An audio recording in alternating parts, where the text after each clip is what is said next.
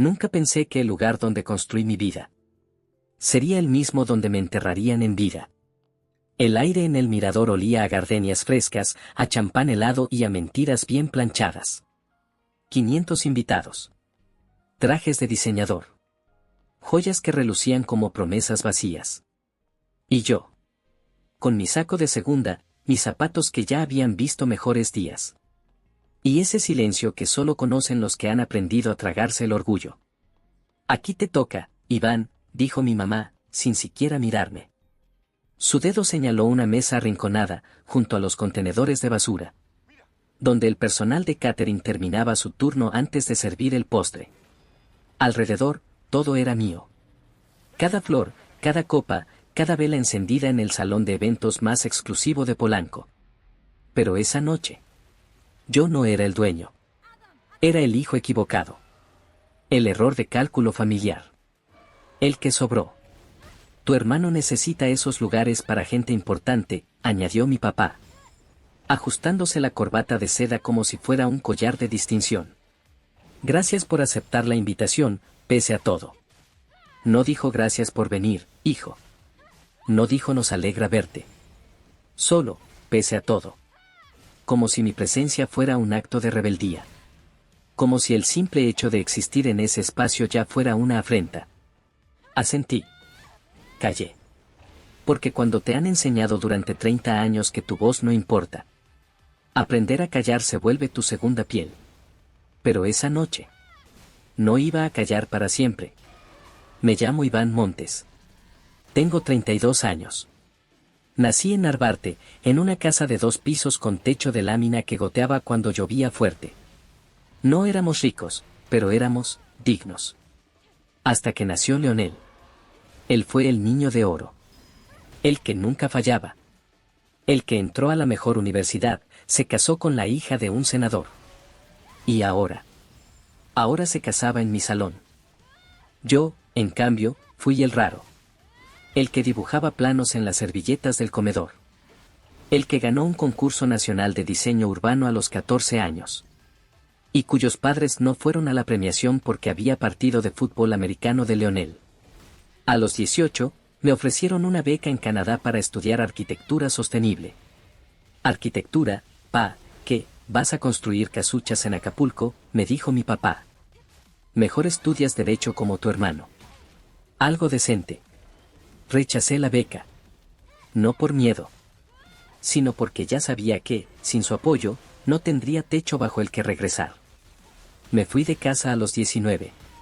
Con $300 en el bolsillo, una mochila y una cabeza llena de planos que nadie quería ver. Mi primer trabajo fue en una taquería en Roma. Lavaba platos, barría, atendía mesas. Ganaba $80 a la semana.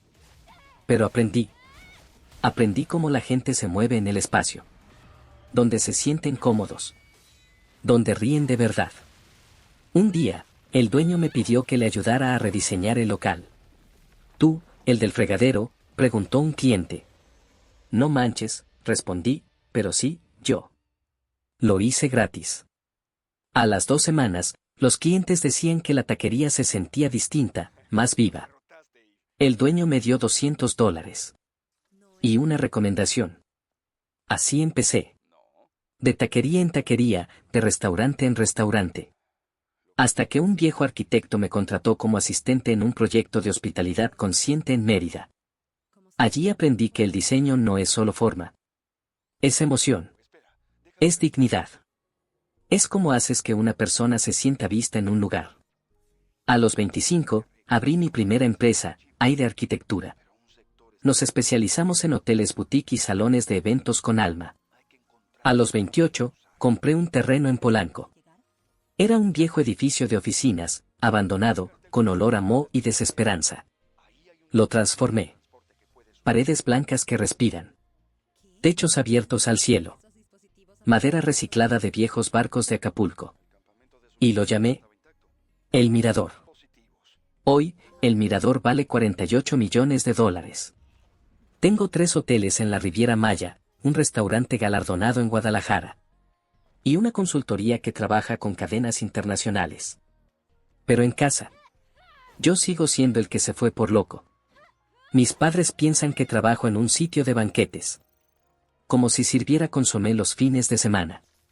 Nunca les corregí. Porque descubrí algo. Cuando la gente cree que no vales nada, te muestra quién es de verdad. Y esa noche, en la boda de Leonel, iban a verme como nunca antes. La invitación llegó por correo certificado. Papel grueso, letras doradas, un sobre con el escudo familiar, sí, hasta tenían un escudo, como si fuéramos de cuna real. Leonel Montes y Adriana Rivas tienen el honor de invitarte a su boda. Abajo, una nota escrita a mano por mi mamá. Viste con traje oscuro, nada llamativo. Por favor, no traigas a nadie. Queremos que todo sea elegante. No decía hijo. No decía orgullosos. Solo, no traigas a nadie. Como si fuera una mancha que pudiera arruinar la fiesta. Llamé a mi gerente esa misma tarde. Carla, ¿quién reservó el mirador para el 18 de octubre? Los Montes, dijo. Rafael y Beatriz. Pagaron en efectivo. Dijeron que era para la boda de su hijo mayor. ¿Mencionaron a Iván? Nunca. Colgué. Y sonreí. Esa noche, caminé por cada rincón del mirador.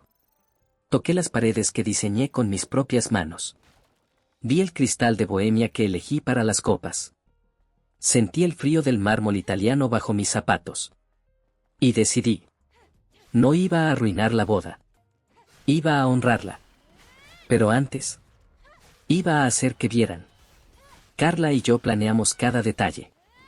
El menú real para la mesa principal, wagyu, trufas, langosta viva. Para las otras mesas, imitaciones perfectas, pero vacías de alma. El vino premium solo para los importantes. Las luces programadas para titilar justo cuando mi papá tomara el micrófono. Y las pantallas. Ah, las pantallas. Habían pedido un video romántico de Adriana y Leonel.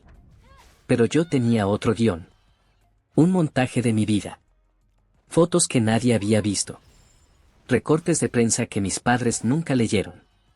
Y, al final, una imagen, yo, con traje ejecutivo, cortando la cinta de El Mirador. Con un texto simple. Bienvenidos al lugar que construí mientras ustedes me llamaban fracasado. No era venganza. Era verdad. Y la verdad, a veces, duele más que cualquier insulto. La ceremonia fue perfecta. Como si Dios mismo hubiera estado de acuerdo con la farsa. Leonel, impecable en su smoking. Adriana, radiante, con un vestido que costó más que mi primer auto. Mis padres, en primera fila, llorando lágrimas de orgullo. Yo. Estaba al fondo, como un fantasma. Cuando comenzó la recepción, me acerqué a la mesa asignada. Los meseros me saludaron con una sonrisa. Sabían quién era yo. Sabían lo que se venía. ¿Listos, jefe? Susurró Carla. Perfecto, dije. La cena avanzó. Vi a los invitados arrugar el ceño al probar su langosta. Vi a mi tía Carmen escupir discretamente su vino en una servilleta. Pero en la mesa principal. Todo era risas, brindis, halagos. Entonces, Leonel se puso de pie. Brindemos por mis papás. Dijo, levantando su copa. Gracias a ellos, hoy estoy aquí. Con una mujer increíble, en un salón que solo los mejores pueden conseguir. Ellos siempre supieron el camino al éxito. Los aplausos resonaron como truenos. Mi papá se levantó, hinchado de orgullo. Sí, dijo al micrófono. Leonel siempre tomó las decisiones correctas. A diferencia de otros, que prefirieron caminos más sencillos. Silencio. Todos miraron en mi dirección. Algunos con pena. Otros con curiosidad. La mayoría con indiferencia. Era el momento. Envié un mensaje, ahora. Las luces parpadearon. La música cambió a una cumbia popular. El micrófono chilló. ¿Qué es esto?, gritó mi papá. Un técnico subió al escenario, fingiendo revisar cables. Y entonces, las pantallas se encendieron. Primera diapositiva, yo, a los 12 años, sosteniendo un trofeo de ciencias. Mis padres, sonriendo. Porque era antes de que Leonel existiera como estrella. Segunda, mi proyecto de beca en Canadá. Con una nota, rechazada por orden familiar. Tercera, mi primer plano de El Mirador, dibujado a mano, con café derramado en la esquina. Y la última. Yo, en traje oscuro, firmando los papeles de propiedad del edificio. Silencio absoluto. Mi mamá se puso pálida. Mi papá soltó el micrófono. ¿Qué es esto? Balbuceó. Me levanté. Caminé despacio, con calma, como si cada paso limpiara años de polvo. Hola, mamá. Hola, papá. ¿Tú eres el dueño? Preguntó Leonel, incrédulo. Sí. Comencé como mesero. Trabajé en cocinas, en bodegas, en techos bajo la lluvia. Y construí esto. Con mis manos. Con mi lana. Sin su ayuda. Sin su fe. Pero, ¿por qué no nos dijiste? Dijo mi mamá, casi llorando. Porque ustedes nunca preguntaron. Solo asumieron. Y cuando asumes que alguien es menos, dejas de verlo. Mi papá se acercó, rojo de vergüenza. Esto es una humillación. Has arruinado la boda de tu hermano. No, papá. Ustedes me sentaron con el personal. Yo solo vine, como me pidieron. Pero pagamos un descuento. Gritó mi mamá. No hubo descuento. Pagan el precio completo, $218,000. Y sí, lo sé. Porque firmé la factura. Leonel me miraba como si me viera por primera vez. ¿Todo este tiempo, fuiste tú? Todo este tiempo. Fui yo. Y entonces. Adriana, la novia, hizo algo inesperado. Se acercó. Me miró a los ojos. Iván. ¿Podrías sentarte con nosotros en la mesa principal? Sería un honor. El salón entero contuvo el aliento. Yo. Asentí. Porque en ese momento, no quería venganza. Quería un puente. Las raíces del desprecio. Dicen que la humillación más profunda no es la que te gritan, sino la que te susurran con indiferencia mientras te señalan una silla vacía. Pero esa indiferencia no nació en la boda. Nació mucho antes. En las calles de Narvarte, en una casa de 2 pisos con paredes delgadas y techos de lámina que cantaban cada vez que llovía. Yo tenía 7 años la primera vez que mi papá me llamó el raro. Fue en la cena. Leonel, de 9, estaba contando cómo había ganado el concurso de ortografía en la escuela.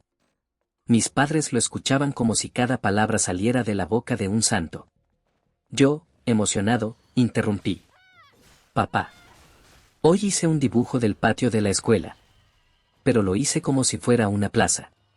Puse bancas donde antes había basura y un árbol grande en el centro. Hasta le puse nombre, Plaza de los Soles. Mi papá dejó el tenedor sobre el plato. No con enojo. Con fastidio. Como si yo hubiera arruinado el momento con una tontería. ¿Otra vez con eso, Iván? ¿Cuántas veces te he dicho que no desperdicies papel en bobadas? Leonel estudia, tú dibujas. Una diferencia de cuna, hermano. De cuna. Como si el talento, la curiosidad, el deseo de transformar fueran defectos de fábrica en lugar de semillas. Mi mamá intentó suavizarlo. Mijo, tus dibujos están bonitos. Pero no te vayas por esos caminos raros. Aquí en México, si no estudias algo decente, terminas sirviendo mesas. No sabían que, 20 años después, las mesas que serviría serían de mármol italiano. Y que los que se sentarían en ellas pagarían $800 por una copa de vino. Pero esa noche, a los 7 años, solo entendí una cosa. Mi forma de mirar el mundo no les gustaba. A los 12, gané mi primer concurso, Diseño Urbano Infantil, organizado por la Secretaría de Desarrollo Urbano de la CDMX. Mi proyecto, Espacios compartidos en colonias densas.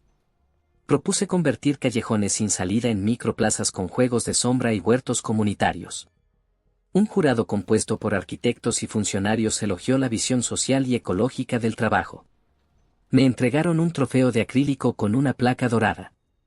Y una beca simbólica, $300 para materiales escolares. Corrí todo el camino de regreso a Narvarte. Subí las escaleras de 2 en 2. Abrí la puerta gritando. Mamá.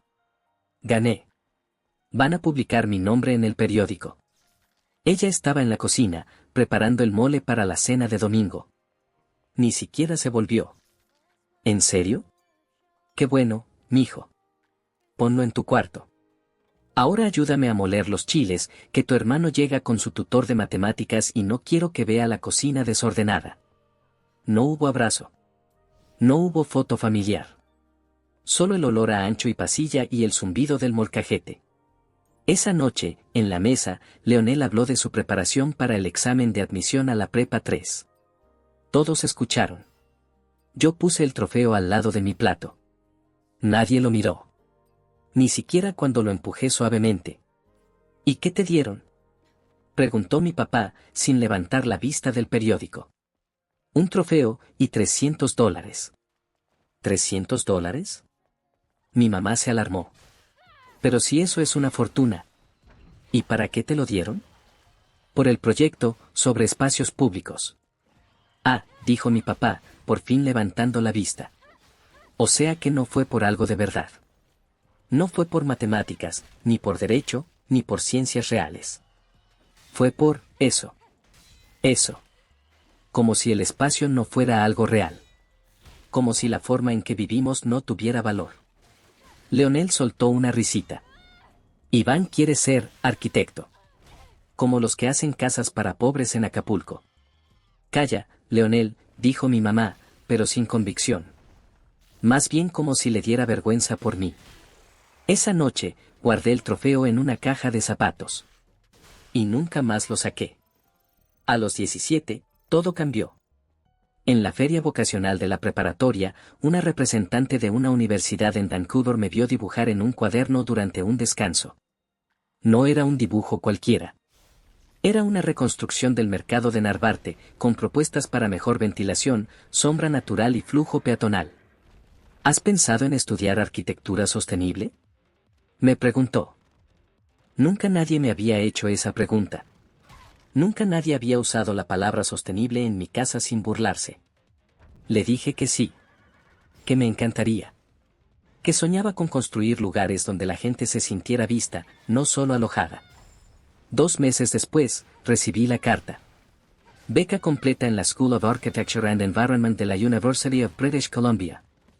Incluía pasaje, alojamiento y $12,000 anuales para gastos. Fue la primera vez que sentí que el mundo me decía: sí, este es tu lugar. Corrí a casa. Llevaba la carta en las manos, temblando. Mamá, papá. Me dieron una beca en Canadá. Arquitectura sostenible. Es una de las mejores del mundo. Mi papá leyó la carta en silencio. Mi mamá se sentó en el sofá, como si le hubieran dado una mala noticia. ¿Canadá?, preguntó mi papá, por fin. ¿Y quién te va a cuidar allá? ¿Tú solo, sin familia, sin contactos? Tengo la beca, papá. No necesito lana, ya está todo cubierto. Pero, ¿arquitectura?, insistió mi mamá. ¿Qué? ¿Vas a irte a construir chozas ecológicas en la selva? No, mamá. Voy a aprender a diseñar ciudades del futuro. Hoteles que no contaminan. Salones que curan con la luz. ¡Ay, Iván!, exclamó mi papá, soltando la carta como si quemara. Eso suena a cuento de hadas. Aquí en México, la gente quiere estatus, no sostenibilidad. ¿No ves que Leonel ya tiene entrevista en el bufete de don Fernando Valdés? Eso sí es carrera. Pero, ¿no están orgullosos? Mi papá me miró con una calma que dolía más que un grito. Estamos preocupados, Iván. Preocupados de que te vayas por un camino sin futuro. Preocupados de que te alejes de todo lo que hemos construido como familia. Pero... escúchame bien, dijo, acercándose un paso. Si te vas a Canadá, no vuelvas. Porque eso no es lo que queremos para un hijo nuestro. Un Montes no se dedica a eso. No dijo arquitectura. Dijo a eso. como si mi sueño fuera una enfermedad.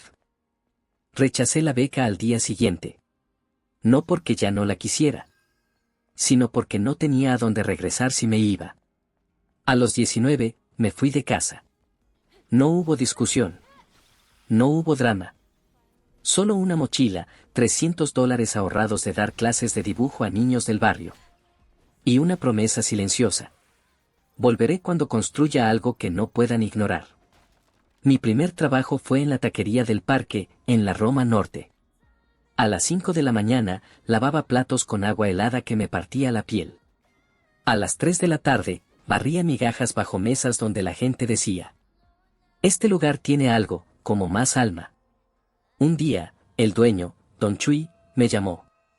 Mira, Iván. El arquitecto que vino a ver el local dijo que no hay forma de meter más mesas sin que se sienta apretado. Pero tú siempre estás moviendo sillas, cambiando luces. ¿Tú qué harías? Lo hice esa noche, después del cierre. Reduje el mostrador de bebidas, puse espejos estratégicos, roté la barra 30 grados. Al día siguiente, cabían 12 mesas más, y el lugar respiraba. ¿Cuánto te debo?, preguntó Don Chui. Nada. Solo quiero que me pagues con tacos cuando me muera de hambre. Me dio $200. Y me presentó con un amigo que tenía un restaurante en Condesa. Así empecé. De cocinas en cocinas. De bodegas en bodegas. Aprendiendo no solo a servir, sino a ver. Porque en cada rincón, en cada ruido, en cada sombra, había una historia esperando ser escuchada. Y yo tenía ojos para verla. A los 22, conocí a Marta, una arquitecta mayor que supervisaba un hotel boutique en Mérida. Vio mis dibujos en una servilleta. Me preguntó si quería ser su asistente. Durante un año, la seguí como sombra. Aprendí sobre materiales vivos, sobre cómo la madera recuerda el sol, sobre cómo el agua en un patio puede bajar la temperatura sin aire acondicionado. El diseño no es decorar, Iván, me decía. Es escuchar al lugar y al alma que lo habita. A los 25, abrí Aire Arquitectura. Un nombre pequeño para un sueño grande. A los 28, compré un edificio abandonado en Polanco. Paredes con moho. Tuberías rotas. Un techo que goteaba como mi casa en Narvarte. Pero tenía vista al cielo. Y eso era suficiente. Durante 2 años, dormí en una carpa en la azotea. Comía sopa de fideos. Vendí mi moto, mi reloj, hasta mis libros de diseño. Pero no vendí el sueño. Lo llamé el mirador. No porque fuera alto, sino porque desde ahí, finalmente, se podía ver. Hoy, ese lugar vale $48 millones. Tengo propiedades en Guadalajara, en Tulum, en Mérida. Trabajo con cadenas internacionales. Pero en casa, sigo siendo el que se fue por loco. Porque mis padres nunca preguntaron. Solo asumieron. Y cuando asumes que alguien es menos, dejas de verlo. Pero esa noche, en la boda, ya no podía hacerse el ciego. El secreto en la sombra. La invitación llegó un martes por la tarde. No por WhatsApp, no por correo electrónico, no como lo haría cualquiera hoy en día. No. Mis padres la mandaron por correo certificado, como si fuera un acto de estado. El sobre era grueso, color marfil, con el escudo familiar. Sí, aún en el siglo XXI, los montes tenían un escudo, un león rampante sobre 2 columnas, como si fuéramos descendientes de hidalgos y no de un contador de barrio y una profesora de literatura. Dentro, la tarjeta.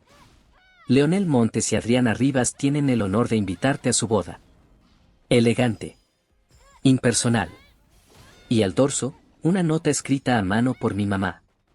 Viste con traje oscuro, nada llamativo. Por favor, no traigas a nadie. Queremos que todo sea elegante. Ningún hijo, ningún te extrañamos, ningún sería lindo verte. Solo, no traigas a nadie. Como si mi presencia fuera un riesgo de contaminación social. Esa noche, no dormí. No por tristeza. Por claridad. Me senté en la azotea del mirador, con una copa de vino tinto que no bebí.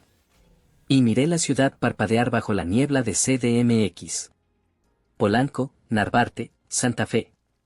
Todos los barrios que me habían marcado, todos los mundos que había cruzado. Se fundían en ese mosaico de luces y sombras. Y entendí algo. No se trataba de que me reconocieran. Se trataba de que se reconocieran a sí mismos. Al día siguiente, llamé a Carla, mi gerente general. ¿Quién reservó el mirador para el 18 de octubre? Los Montes, respondió sin titubear. Rafael y Beatriz. Pagaron en efectivo. Dijeron que era para la boda de su hijo mayor. ¿Mencionaron a Iván? Nunca. Colgué. Y sonreí. No con rencor. Con determinación. Esa misma tarde, cité a Carla en la oficina privada del piso 7. Una habitación insonorizada con vistas al bosque de Chapultepec. Allí, le di las instrucciones. No eran órdenes de venganza. Eran actos de justicia silenciosa. Primero, el contrato. Les hiciste creer que obtuvieron un descuento especial, ¿verdad? Sí, jefe. Les dije que cerraba la temporada baja y que les daba un 15% fuera de lista. Pero en realidad les cobré el 100% del precio premium, más un 10% por exclusividad de fecha. Perfecto. Ese descuento no existió. Y no lo hará. Nadie en esta casa trabaja gratis. Menos yo. Segundo, el menú. Mesa principal y las 8 cercanas, bayo importado, langosta viva, trufas negras. Todas las demás, réplicas visuales perfectas, pero con ingredientes sustituidos. Langosta congelada en lugar de fresca. Carne Angus en vez de bayo. Y el vino. Botellas idénticas, etiquetas iguales. Pero en las mesas menos importantes, serviremos el segundo nivel de nuestra bodega. Nada que un plebeyo note. Pero suficiente para que alguien con paladar educado frunza el ceño. Carla me miró fijamente. ¿Estás seguro, Iván? Después de todo lo que te hicieron. ¿No quieres arruinarla? No, dije, con voz tranquila. No quiero arruinar nada. Quiero que todo sea perfecto. Tan perfecto que la verdad no puede esconderse. ¿Y la presentación? ¿El video? Ese es el último acto. No lo mostraré como ataque. Lo mostraré como evidencia. Que todo el salón vea lo que mis padres eligieron ignorar durante 30 años. Carla asintió. Entonces, ¿activamos el protocolo? Sí. Pero con elegancia. Nada vulgar. Nada que huela a resentimiento.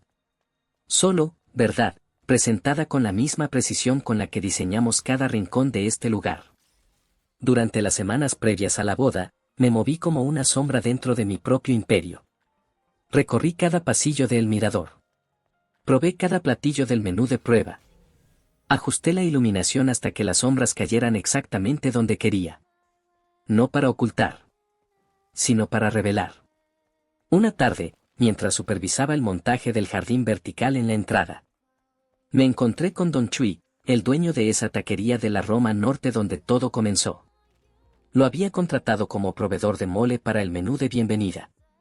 Mira nada más, dijo, abrazándome como si fuera su hijo. El niño que rediseñó mi taquería con servilletas. Ahora tiene el salón más caro de Polanco. Gracias, Don Chui. Usted me enseñó que el espacio no es solo paredes. Es respeto. Y hoy vas a demostrarles quién eres, dijo, bajando la voz. ¿Verdad? No voy a demostrar nada, corregí.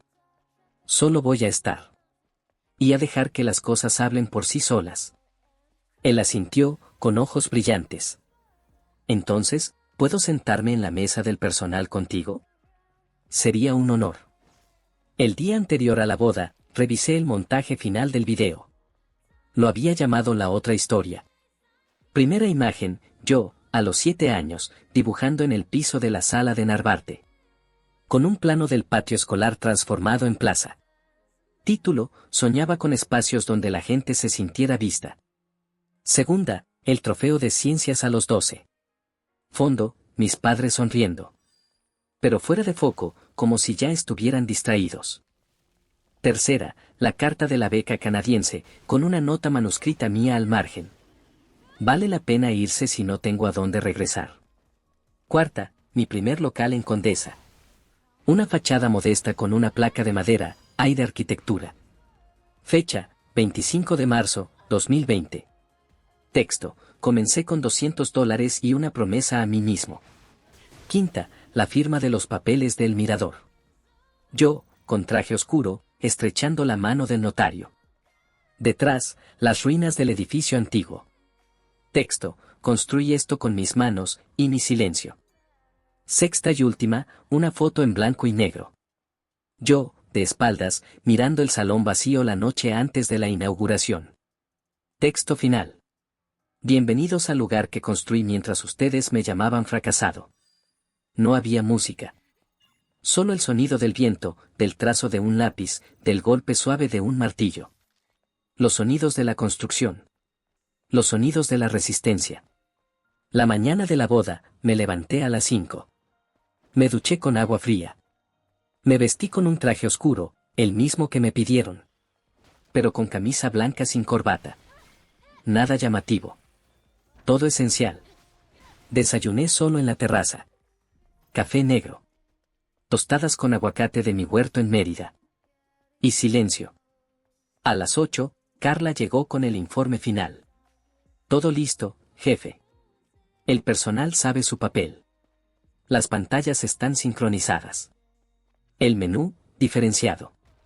Y la orquesta de reemplazo está en stand-by, por si la banda original falla. Arqueé una ceja, y ella sonrió. Sí, jefe. Ya sabes, falla. Bien. Pero recuerda, si decido cancelar, cancelamos todo. No se trata de humillar. Se trata de revelar. Lo sé. Pero, ¿y si no lo entienden? Entonces no están listos. Y yo ya no espero. Esa tarde, mientras el salón se llenaba de flores, de luces, de risas ensayadas. Me senté en la mesa del personal, como me ordenaron. Los meseros me saludaron con una inclinación casi imperceptible. María, mi jefa de camareros, me sirvió un vaso de agua con limón. Estás más tranquilo que nunca, jefe. Porque ya no necesito probar nada. Solo, estar presente. ¿Y si te sientas con ellos al final? Eso dependerá de si ellos pueden verme. No de si yo quiero ser visto. Mientras esperaba, observé a mi mamá. Reía con amigas de su club de lectura. Señalando el techo abatible, las lámparas de diseño, los espejos que multiplicaban la luz. Es impresionante. Decía. No sé cómo consiguieron este lugar con descuento. El dueño debe ser millonario.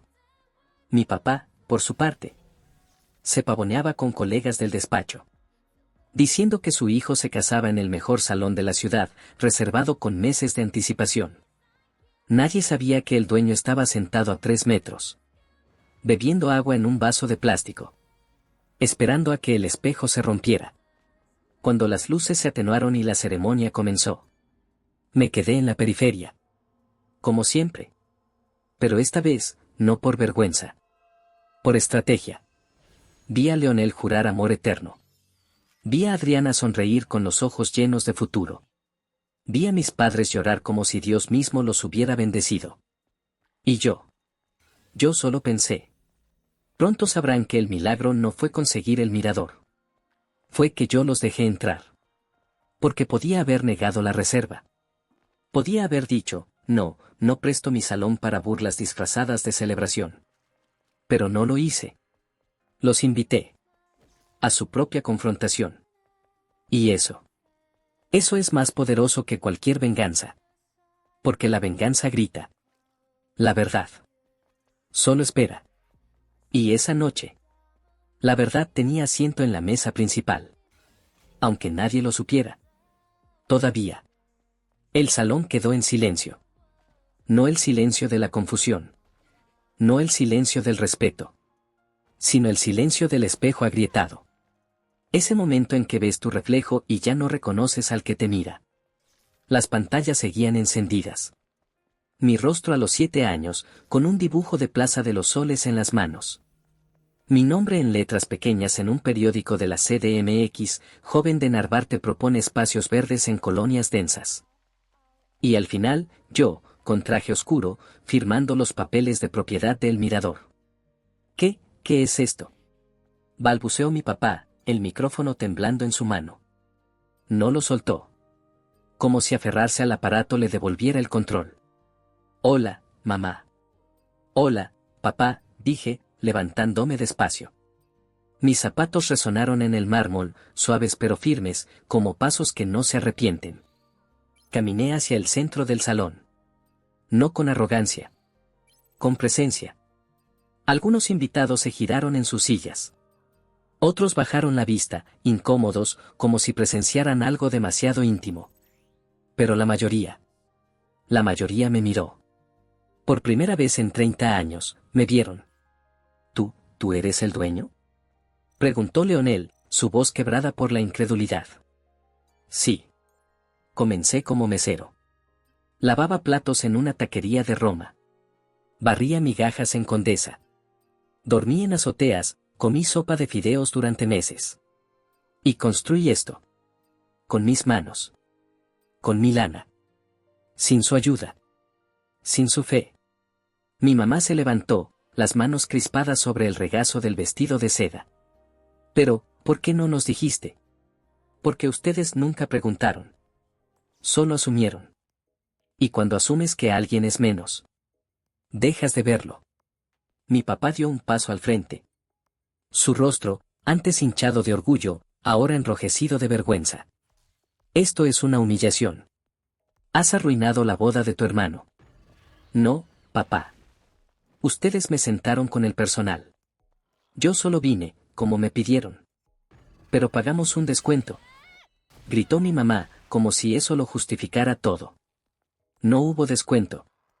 Pagan el precio completo, $218,000. Y sí, lo sé. Porque firmé la factura. Un murmullo recorrió el salón. $218,000. Una cifra que resonaba como un trueno en medio de una fiesta fingida. Leonel me miraba como si me viera por primera vez. No como al hermano menor, el raro, el que se fue por loco. Sino como a un hombre que había construido un mundo. Mientras ellos construían una farsa. ¿Todo este tiempo, fuiste tú? Todo este tiempo. Fui yo. Y entonces. Adriana, la novia, hizo algo inesperado. Se levantó de la mesa principal, caminó entre los invitados con calma. Y se detuvo a 1 metro de mí. ¿Tú diseñaste este lugar? Cada rincón. Cada luz. Cada sombra. Ella miró alrededor, como si viera el mirador por primera vez. Sin la película de ilusión que mis padres habían proyectado. Se siente, humano, dijo, casi en un susurro. Como si el espacio te abrazara. Esa era la idea. Iván. ¿Podrías sentarte con nosotros en la mesa principal? Sería un honor. El salón entero contuvo el aliento. Mis padres se quedaron paralizados. Leonel abrió la boca, pero no dijo nada. Solo me miró, esperando mi respuesta. Yo. Asentí. No por venganza. No por orgullo. Sino porque en ese momento, Adriana no me ofrecía un lugar. Me devolvía mi dignidad. Me senté en la mesa principal. No en el extremo, como un intruso. Sino entre Leonel y Adriana, como un hermano. Como un igual. Los camareros llegaron con las copas reales, champán vintage, el más caro de la bodega. María, con una sonrisa cómplice, me sirvió primero. ¿Estás bien, jefe? Susurró. Mejor que nunca. Mi mamá no pudo mirarme. Mi papá se sentó con la espalda rígida, como si el respaldo del sillón fuera su última defensa. Pero Leonel me pasó una copa. Brindemos, dijo, en voz baja, solo para nosotros. Por los caminos que no entendimos. Pero que hoy, al menos, vemos. Chocamos las copas. El cristal resonó como una promesa. ¿Por qué nunca dijiste nada? Preguntó, sin juicio, solo curiosidad. Porque esperaba que un día Me vieran sin necesidad de que yo hablara. ¿Y nosotros? Se interrumpió, mirando a nuestros padres. Nunca miramos. Adriana intervino. Iván, todo esto, ¿lo construiste tú solo? Con la ayuda de personas que creyeron en mí. Personas que no sabían mi apellido. Solo mi trabajo. Mis padres, dijo Leonel, bajando la voz. Siempre dijeron que el éxito era título, oficina, apellido reconocido.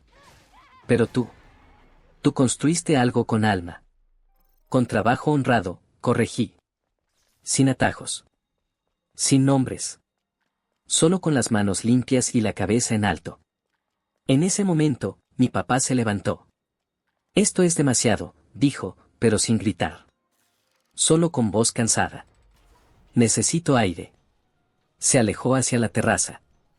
Mi mamá lo siguió con la mirada, luego me miró a mí. ¿Nos das una oportunidad? No es sobre oportunidades, mamá. Es sobre primera vez de verdad. La primera vez que me ven. ¿Cómo soy? Ella asintió, los ojos húmedos. Tienes razón. Siempre tuviste razón. En la terraza, el viento traía el olor a jazmín del jardín vertical que yo mismo planté con mis manos. Mi papá estaba de espaldas, mirando la ciudad. Tu mamá y yo. Comenzó, sin volverse. Hemos sido ciegos. No ciegos, papá. Solo cómodos. Se dio la vuelta.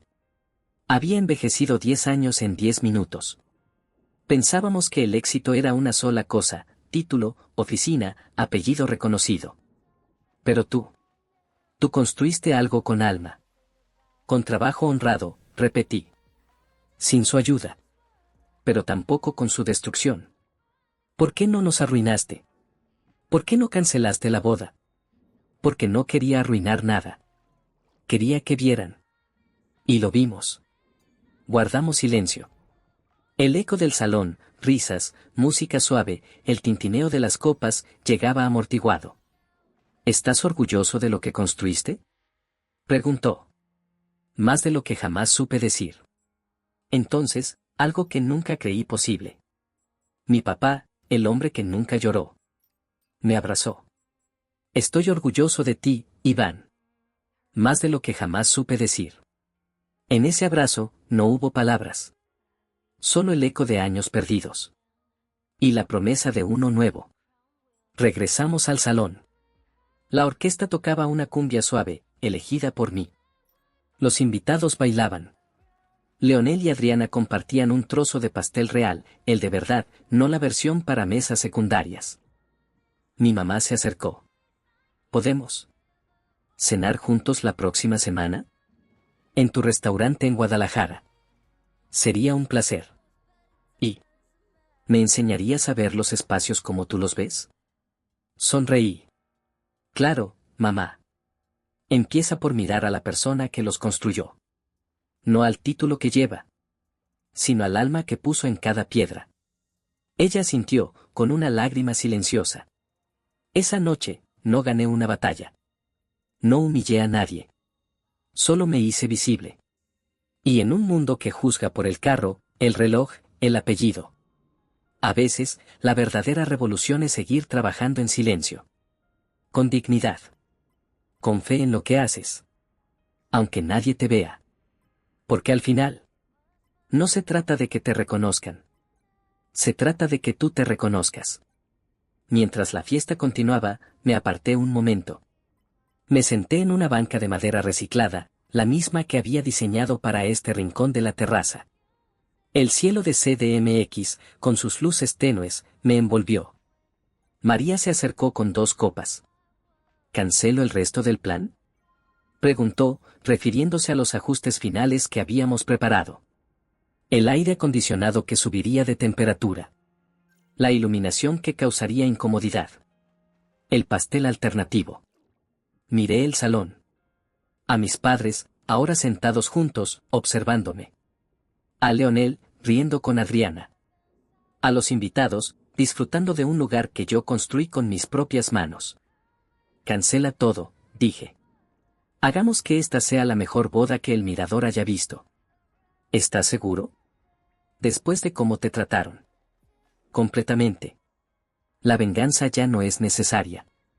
La verdad ya ha sido dicha. Esa noche no sirvió justicia con humillación. Sirvió justicia con presencia. Con dignidad. Con la simple, poderosa certeza de que lo que construyes con tus manos no necesita permiso para existir. La justicia sin rencor. La noche no terminó con un escándalo. No hubo gritos, no hubo platos rotos, no hubo invitados huyendo en medio del drama. Al contrario. Después de que las pantallas se apagaron y el silencio se rompió con mi voz firme pero calmada. Algo inesperado sucedió. La fiesta continuó. No como antes, esa celebración blindada por la farsa y el orgullo. Sino como algo nuevo. Más real. Más vulnerable. Los camareros, siguiendo mis instrucciones, comenzaron a servir el champán vintage que reservo solo para momentos que trascienden lo lujoso. No para impresionar. Para conmover. Vi como los ojos de algunos invitados, esos que habían fruncido el ceño al probar su langosta, se abrían al reconocer la etiqueta. Uno incluso murmuró: este vino no se consigue ni en el Senado. Adriana se acercó de nuevo, esta vez con 2 copas en la mano. No entiendo, dijo, entregándome una. Después de cómo te trataron, ¿por qué haces esto? Porque no vine a destruir su boda, respondí. Vine a construir algo. Aunque ellos no lo supieran. Ella miró el salón, ahora bañado en una luz más cálida, más humana. Sientes como si este lugar respirara. Es que respira. Cada rincón fue diseñado para que la gente se sienta vista. Incluso cuando prefiere esconderse. Ella asintió, como si comprendiera más de lo que decía. Mientras la orquesta de reemplazo entraba, una formación de jazz de la Condesa, con trompeta suave y contrabajo profundo. Me acerqué a Carla, que supervisaba desde el rincón del servicio. Cancela el resto del protocolo. ¿Estás seguro? Preguntó, sorprendida. Todavía tenemos el pastel alterado, la temperatura programada. No los necesitamos. La verdad ya se dijo. Ahora, demostremos quiénes somos de verdad. Ella sonrió. Entonces, ¿hacemos que esta sea la mejor boda que el mirador haya visto? Exacto. No por ellos. Por nosotros. Carla asintió y se alejó, transmitiendo órdenes en voz baja. En minutos, el salón se transformó. La iluminación se suavizó. El aire acondicionado bajó a un nivel ideal. Y el pastel real, el de trufa y frambuesa silvestre, fue traído desde la cocina secreta. María, mi jefa de camareros, pasó junto a mí con una bandeja. Don Chuy me mandó decir que el mole de bienvenida ya está en la mesa principal. ¿El de verdad o el de ceremonia? El de verdad. El que hace con sus manos desde los 60. Asentí. Gracias. ¿Por qué lo haces, jefe? Después de todo. Porque la dignidad no se construye devolviendo el mismo golpe. Se construye levantando la cabeza.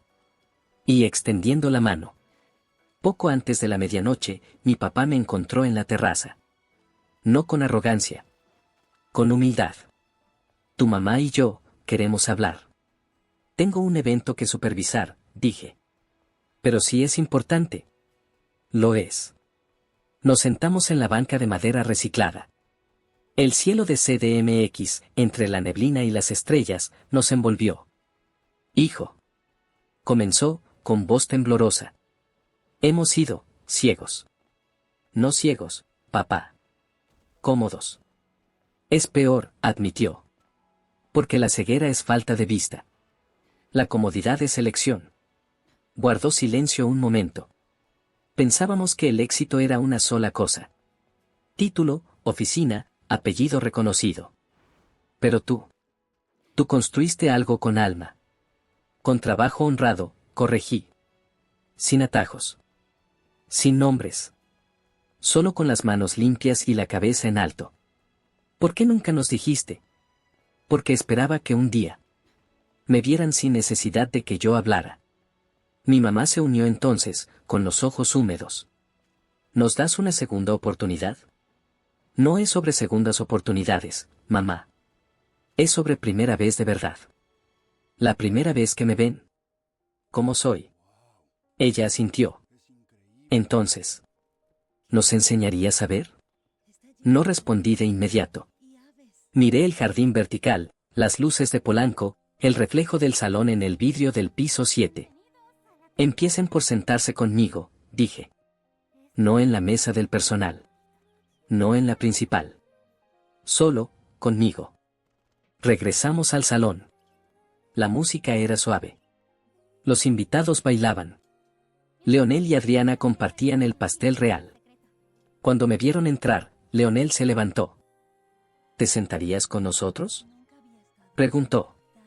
Sería un honor. Sería un comienzo, dije. Me senté. No como intruso. No como vencedor. Como hermano. Mi mamá se sentó a mi izquierda. Mi papá, tras un momento de vacilación, a mi derecha. ¿Y ahora qué? Preguntó mi mamá, casi en un susurro. Ahora. Conversamos. Sin juicios. Sin suposiciones. ¿Sobre qué? Sobre cómo te gustaría que te vieran. Sobre lo que construiste tú. Y lo que perdiste al no verme. Mi papá bajó la vista. Perdí 30 años de orgullo. Y no sabía que los tenía. En ese momento, Adriana sirvió vino en 5 copas. Por los comienzos, dijo. Chocamos las copas. El cristal resonó como una promesa. Al final de la noche, mientras los últimos invitados se despedían, mi papá me tomó del brazo. Hay algo que debes saber. La mesa. La del personal. Hizo una pausa. Fue idea mía. Me sorprendí. ¿Y por qué me lo dices ahora? Porque si vamos a empezar de nuevo. Con honestidad. Necesitas saber que la responsabilidad fue mía. Tu mamá y Leonel no lo sabían hasta hoy. Agradecí su sinceridad. Gracias por decírmelo. ¿Me perdonas? No se trata de perdón, papá. Se trata de presencia. ¿Y si estás dispuesto a estar? Yo también. Él asintió, con los ojos llenos de algo que nunca había visto. Arrepentimiento sin excusas. Cuando todos se fueron, me quedé solo en el salón vacío. Carla apareció con una botella de agua y una toalla. ¿Valió la pena? Preguntó. No salió como lo planeé. No. No. No hubo venganza. Hubo encuentro. ¿Y qué es mejor? Lo que construye. Me senté en una silla del centro del salón. El eco de la noche aún flotaba en el aire, risas, brindis, un vals suave. ¿Sabes?, dije. Durante años pensé que necesitaba que me vieran para sentirme real. Pero hoy entendí algo más profundo. ¿Qué? Que no necesito su aprobación. Pero sí su presencia. Porque una familia no es un título. Es una mesa compartida. Incluso si tardas 30 años en sentarte en ella. Carla asintió. Entonces, ¿domingo en Guadalajara? Sí. Reserva la mesa familiar. Para 5. Hecho. A la semana siguiente, nos reunimos en Raíz, mi restaurante en la colonia Lafayette de Guadalajara. No fue una cena de reconciliación teatral. Fue algo más simple. Y más poderoso. Mi mamá trajo un pastel casero. Mi papá, una botella de vino que compró en una vinatería del centro. Leonel y Adriana llegaron con fotos de su luna de miel en Tulum. Y yo. Llevé un cuaderno. ¿Qué es eso?, preguntó mi mamá. Mis primeros planos de El Mirador. Los dibujé en esta libreta, en una banca del Parque México. Se los pasé. Mi papá los hojeó con cuidado, como si fueran reliquias. Aquí, dijo, señalando una nota al margen. Si algún día construyo algo, quiero que se sienta como un abrazo. Sí, dije. Porque crecí sin muchos. Mi mamá dejó el pastel y me tomó la mano. Lo siento. No digas eso, respondí. Mejor dime. ¿Te gustaría que diseñáramos juntos un jardín en Narvarte? Uno para la comunidad. Como el que soñaba a los 7 años. Ella sonrió, con lágrimas reales esta vez. Me encantaría. Y así, sin fanfarria. Sin discursos grandilocuentes. Comenzó algo nuevo. No una familia perfecta. Una familia presente. Donde el éxito no se mide por el título o el carro. Sino por la capacidad de sentarse juntos. Y mirarse a los ojos sin miedo. Porque a veces, la justicia más profunda no es castigar la humillación, sino ofrecer una silla vacía y esperar con paciencia a que quien te negó se anime a ocuparla. Después de la boda, el silencio no fue vacío. Fue fértil. Durante semanas, no hubo grandes discursos, ni reconciliaciones teatrales. Solo pequeños gestos.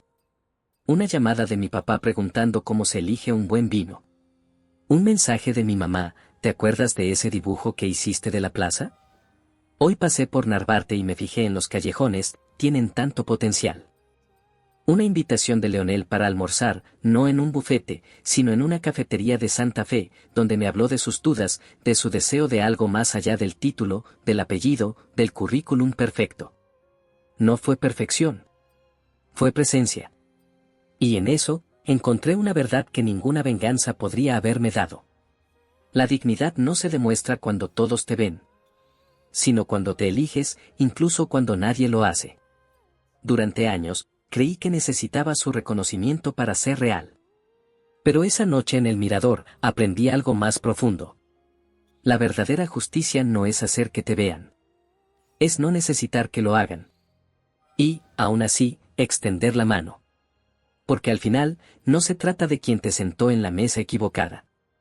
Se trata de si tú tienes la grandeza para ofrecerles un nuevo asiento.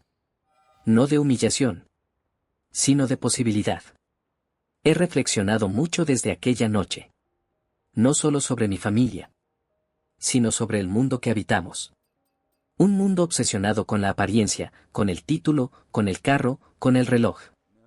Un mundo que juzga el valor de una persona por el ruido que hace. Y no por el silencio con el que construye. Pero hay una revolución silenciosa en marcha. La llevan adelante los que lavan platos y sueñan con cocinas propias. Los que barren pisos y diseñan ciudades en sus cuadernos. Los que sirven mesas. Y construyen imperios con las manos limpias y el alma intacta. No necesitan gritar. No necesitan venganza. Solo necesitan seguir adelante. Con dignidad. Con fe. Con la certeza de que lo que hacen tiene alma. Porque el trabajo honrado no es un oficio. Es un acto de amor al mundo. Es decirle a la realidad: puedo transformarte. No con magia, sino con sudor. Con constancia. Con respeto. Y cuando lo haces así, cuando construyes en la sombra, sin testigos, sin aplausos, no por orgullo, sino por convicción, llega un momento en que la luz no te busca. Tú te conviertes en ella. Mi historia no es única. Es un espejo.